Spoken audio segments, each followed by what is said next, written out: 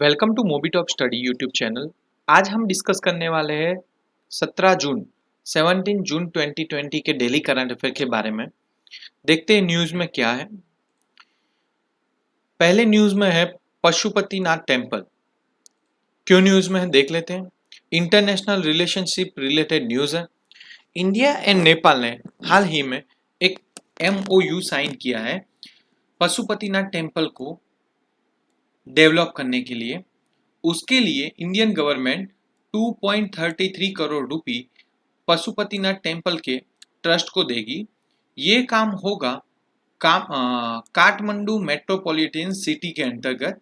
Okay, ये project implement होगा particularly वहाँ की जो, जैसे हम यहाँ महानगर पालिका बोलते हैं, वैसी मेट्रोपॉलिटन सिटी के अंतर्गत ये काम होगा।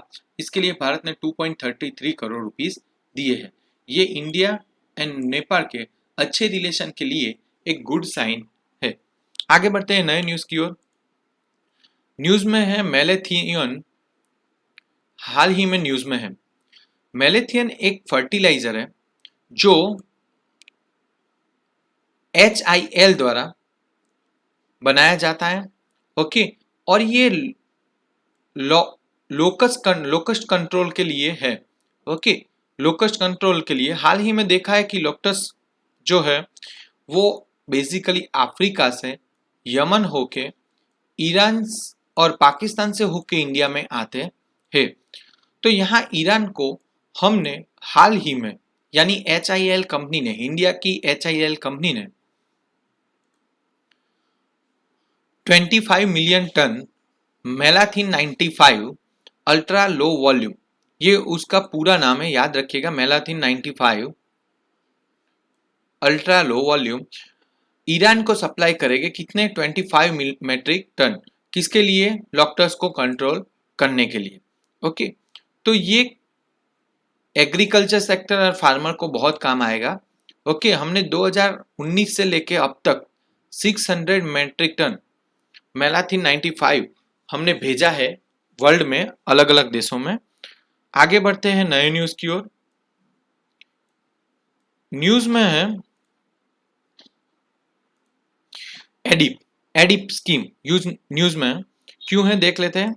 गवर्नमेंट ने हाल ही में फिजिकल डिसेबल्ड पर्सन के लिए एक योजना लॉन्च की है, और ये योजना वर्चुअली लॉन्च की है क्योंकि कोविड-19 की वजह से कोई भी अभी गवर्नमेंट कोई भी कार्यक्रम नहीं हो रहा है लॉन्चिंग का या हो, तो इसकी वजह से कोविड-19 की सिचुएशन में सबसे ज़्यादा प्रॉब्लम डिसेबल्ड पर्सन को होती है।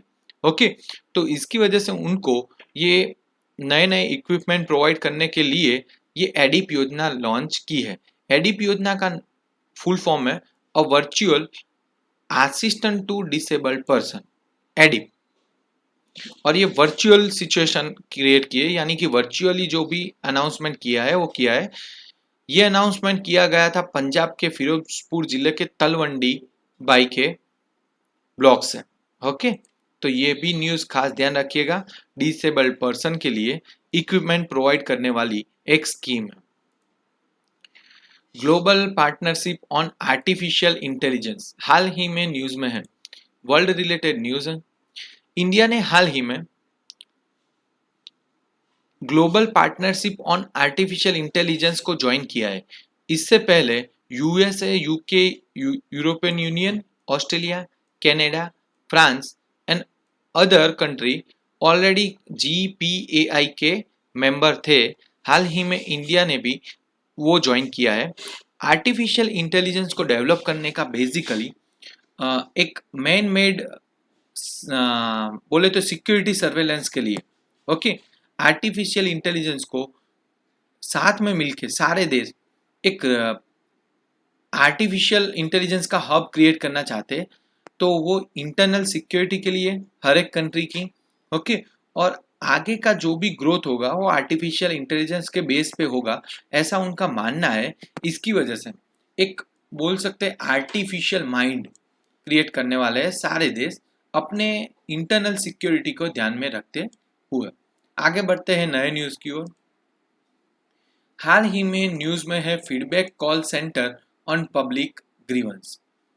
Minister of state personnel public grievance and pension, जो हमारे डॉक्टर जितेंद्र सिंह हैं, उन्होंने हाल ही में feedback call centre on public grievance launch किया है। ओके, हाल ही में भारतीय नागरिक को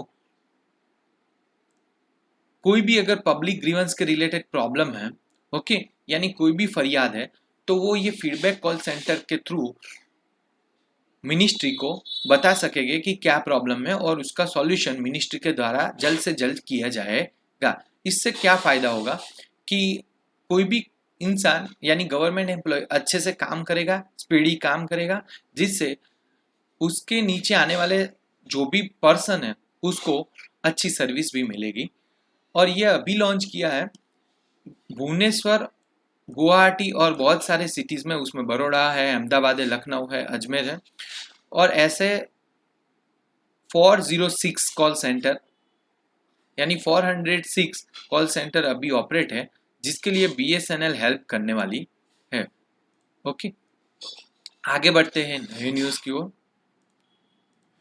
न्यूज़ में है इंस्टा फ्लेक्सी केस। देखिए, हाल ही में न्यूज़ में है आईसीआईसीआई ने हाल ही में इंस्टा फ्लेक्सी केस स्कीम, या तो एक बोल सकते हैं कि एक पेपरलेस फैसिलिटी क्रिएट की है सैलराइड पर्सन के लिए। ओके, ये डिजिटल सर्विस लॉन्च करने का रीज़न ये है कि सैलराइड पर्सन को किसी भी जगह पे सैलरी अकाउंट ओपन करने के लिए जाना ना पड़े और इंस्टेंटली आधार कार्ड की हेल्प से इंस्टेंटली अकाउंट ओपन कर पाए। ओके, इससे फ़ायदा ये होगा, टाइम बचेगा और देश में डिजिटल ट्रांजैक्शन इम्प्रूव होगा। आईसीआईसीआई ने इंस्टा फ्लेक्सी केस लॉन्च की है सर्विस। अगर आपको मेरा प्रयास अच्छा लगे और आपको ऐसे ही वीडियो चाहिए दूसरे सब्जेक्ट के भी, तो आप चैनल को लाइक, शेयर एंड सब्सक्राइब करने का, और अगर कोई प्रॉब्लम है तो कमेंट करने का भूलिएगा मत। आगे बढ़ते हैं नए न्यूज़ की ओर। हाल ही में न्यूज़ में है provident fund, employ provident fund organisation. Employ provident fund organisation ने हाल ही में एक नई स्कीम बोल सकते हैं, multi location claim settlement. Okay, multi location यानी अलग अलग जगह पे क्लेम सेटलमेंट ऑफिस ओपन की है या फैसिलिटी ओपन की है। पहले क्या होता था, एक स्टेट में जॉब करने वाला दूसरे स्टेट में ईपीएफओ ऑफिस में जाके अपना काम कर नहीं सक पाता था। अभी क्या है कि एक स्टेट वाला अगर दूसरे स्टेट में भी चला जाए या एक डिस्ट्रिक्ट वाला दूसरे डिस्ट्रिक्ट में भी चला जाए, तो ईपीएफओ अभी उनके लिए एक नई स्कीम लॉन्च कर रही है। कैसे कि अगर एक स्टेट या डिस्ट्रिक्ट में से दूसरे डिस्ट्रिक्ट में चले जाओ या स्टेट में चले जाओ, तो आपको वहाँ आपकी PF withdrawal, partial withdrawal, claim settlement, transfer claim, ये सारी फैसिलिटी वहीं मिल जाएगी। ऐसा अभी ईपीएफओ डिपार्टमेंट ने सर्विस प्रोवाइड की है और इसको बोला जाता है मल्टी लोकेशन क्लेम सेटलमेंट। आगे बढ़ते हैं नए न्यूज़ की ओर। सुरक्षा salary account, economy related news है। हाल ही में एयरटेल पेमेंट बैंक, जो एक प्राइवेट सेक्टर की बैंक बोली जा सकती है और एक वॉलेट है, जिन्होंने हाल में एमएसएमई मजदूरों के या कर्मचारियों के लिए हाल ही में एक सुरक्षा सैलरी अकाउंट ओपन करने के लिए इनिशिएटिव लिया है। यानी उनके salary account Airtel payment bank के अंतर्गत ओपन किए जाएंगे, जिसमें उनको 50,000 तक विड्रॉल कर पाएंगे और 20,000 तक एक महीने के लिए डिपॉजिट भी होगी। ओके, जिसका कोई भी चार्ज नहीं होगा। तो ये एक अच्छा इनिशिएटिव है। उसके साथ साथ अगर कोई सुरक्षा सैलरी अकाउंट ओपन करवाता है तो उसको हॉस्पिकेस इंश्योरेंस भी मिलेगा एंड पर्सनल एक्सीडेंटल इंश्योरेंस भी मिलेगा। हॉस्पिकेस इंश्योरेंस ये है कि अगर आप कोई भी हॉस्पिटल में इमीडिएट आपको कोई भी प्रॉब्लम होता है मेडिकल, और वो मेडिकल का पूरा खर्चा ये बैंक के थ्रू यानी डिसाइड किया हुआ इंश्योरेंस प्रोवाइड करेंगे। ओके, आगे बढ़ते हैं नए न्यूज़ की ओर। न्यूज़ में है जर्मी बैन। ध्यान रखिएगा, इसके साथ एक और न्यूज़ रिपीट करवा देता हूँ। थोड़े दिन पहले ही हमने एक न्यूज़ डिस्कशन की थी, जर्मी क्लीन। जर्मी क्लीन जो डीआरडीओ ने बनाई थी, और जर्मी बैन है जो हाल ही में Atal incubation centre and association ने बनाई है। इसका लॉन्चिंग किसने किया है? तो state ministry of state for home affairs G Kishan Reddy ने जर्मी बेन नाम का एक डिवाइस अभी इनोग्रेट किया है। अटल इंक्यूबेशन सेंटर ने इसको बनाया है। इसका काम होगा 99% तक सरफेस में जो भी कोविड-19 के वायरस या कोई भी वायरस होगा तो उसको रिमूव करने के लिए ये बनाया गया है, यानी डिसइंफेक्टेंस करने के लिए बनाया है। बट इतना डिफरेंस याद रखिएगा कि जर्मी क्लीन डीआरडीओ ने बनाया है, जर्मी बेन अटल इंक्यूबेशन सेंटर ने बनाया है। आगे न्यूज में है United nation conference on trade and development. क्यों न्यूज में है देख लेते हैं। United nation conference on trade and development ने हाल ही में एक वर्ल्ड इन्वेस्टमेंट रिपोर्ट लॉन्च किया है। 2019 का रिपोर्ट है जो 2020 में पब्लिश होता है, यानी कि 2019 में कौन से देश ने ज्यादा एफडीआई एक्सेप्ट की है। ओके, यानी वही लिस्ट में इंडिया 9th नंबर पे है एफडीआई इन्वेस्टमेंट में, यानी फॉरेक्स डायरेक्ट इन्वेस्टमेंट में 2019 में। याद रखिएगा ये 9th नंबर वर्ल्ड में है, एशिया में उसका नंबर 5th है, टॉप 5 में है। ओके, अकॉर्डिंग टू रिपोर्ट 2018 में 42 बिलियन यूएस डॉलर इन्वेस्टमेंट था इंडिया में, जबकि 2019 में 51 मिलियन डॉलर इन्वेस्टमेंट है। तो ये भी ध्यान में रखिएगा कि फॉरेन डायरेक्ट इन्वेस्टमेंट इंडिया में बढ़ रहा है और ये यूएनसीटीडीए ये रिपोर्ट हर साल निकालती है फॉर एफडीआई के रिलेटेड। हाल ही में न्यूज में है सिप्री ईयरबुक 2020। सिप्री ईयरबुक हर साल डिफेंस रिलेटेड कुछ ना कुछ रिपोर्ट निकालती रहती है। इस बार उन्होंने ये रिपोर्ट निकाला है कि इंक्रीज न्यूक्लियर स्टॉक। तो इंडिया, पाकिस्तान एंड चाइना ने हाल ही में पिछले ईयर में अपना न्यूक्लियर जो सोर्स है वो बढ़ाया है, यानी स्टोरेज बढ़ाया है, और दूसरे जो कंट्री के पास इनफ सोर्स था न्यूक्लियर का, उन्होंने नए नए इक्विपमेंट यानी उसकी टेक्नोलॉजी इंप्रूव की है। जिसके पास था उसने टेक्नोलॉजी इंप्रूव की है, और जिसके पास न्यूक्लियर सोर्स नहीं था उन्होंने सोर्सेस बढ़ाया है। उसमें इंडिया, पाकिस्तान एंड चाइना भी है। ये रिपोर्ट आया है सिप्री के ईयरबुक 2020 के द्वारा। अब सिप्री ईयरबुक हर साल स्वीडिश थिंक टैंक है जिसका पूरा नाम है Stockholm International Peace Research institute.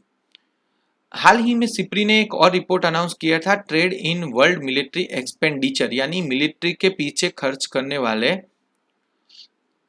वाला अलग अलग देशों का रिपोर्ट। उसमें भारत तीसरे नंबर पर था।